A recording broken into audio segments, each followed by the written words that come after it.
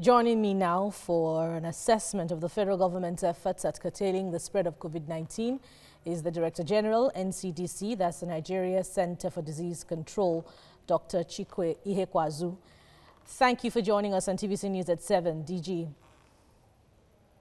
Thank you for having me. Good evening, Nigeria. Now, perhaps what is uppermost in the minds of Nigerians is that the country has entered the second phase of lockdown easing, but the numbers are not going down. So what's the strategy for flattening the curve where lockdown is being eased and the numbers are going up?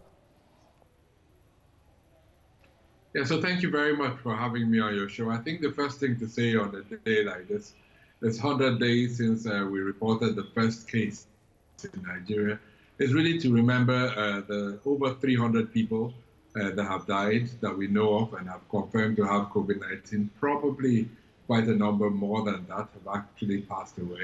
And obviously, the lack of access to some type of healthcare during this period has probably also led to a few extra mortalities. So today, really, I've spent the day really reflecting on those deaths and why we need to work so much harder to prevent any more happening. Because as much as we announce the numbers every evening and work very hard to do so, it's always important to remember that behind each of those numbers are people.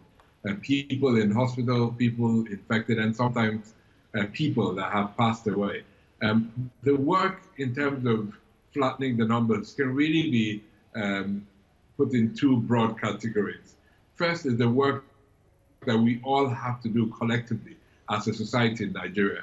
You know, the responsibility that we have been talking about that we have to now take in this outbreak. You know, when we talk about things like non-pharmaceutical interventions, it sounds like a technical term that is difficult to implement. But this is really about behavior change. It's about changing some behavioral norms that we need to change in order to stay alive until the time where we might have, you know, a vaccine down the line. So until we get there, we all have to come together as a society to do these things. They're not easy. They're not easy, but these are really the things that we have to do in order to enter the new normal and sustain it. So really, there's no other way to say it. This is just a reminder that this is a collective responsibility that we have together. And whether it's hand washing, whether it's staying apart, whether it's making big sacrifices around not going to mass gatherings, about schools, churches, mosques, you know, airports, you know, all these are tough things and they are hard. But these are things we have to kind of find a way of navigating through in the new normal. And on the other hand, it's what our responsibility is as healthcare workers.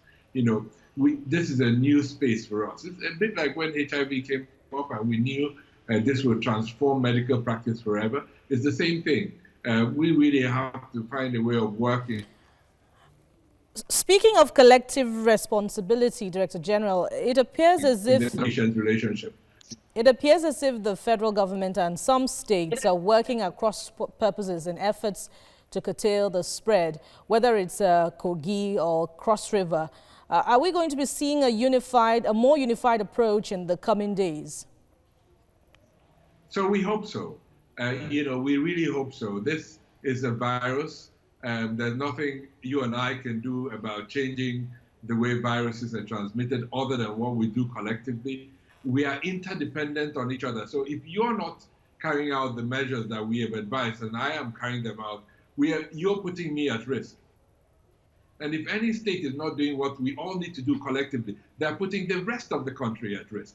So the thing with transmission of viruses, it goes from one person to another. So there's nothing you can do as an individual to exclude yourself from the collective responsibility that we have. So whether you define that as individuals in a classroom or in a family or people in a community or people in a country, we are interdependent on each other. Let me just get in one more before you go and before we run out of time. In the last 3 months, 29 molecular laboratories have sprung up. Many say this is a possibility in Nigeria's health sector that was not seen before COVID-19.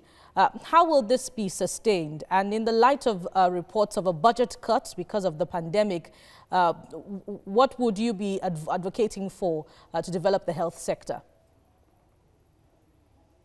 So what I really hope for is a fundamental change in the way we run our system. I hope that inspire more people to come into public service, to inspire more younger people to come into science. And we can do this. We have the human expertise, we have the organizational capacity, and to an extent, we are much better off financially than many other African countries. So we now need to invest a little bit more money in the things that matter the most. And we have demonstrated by the labs we've opened the last 2 months. Now is the time that we need to invest a bit more, ourselves, our government, but as a society and as people, in developing our skills.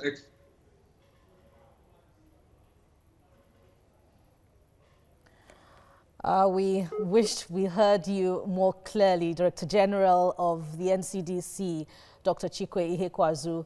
Still, we thank you for talking to us on TVC News at 7.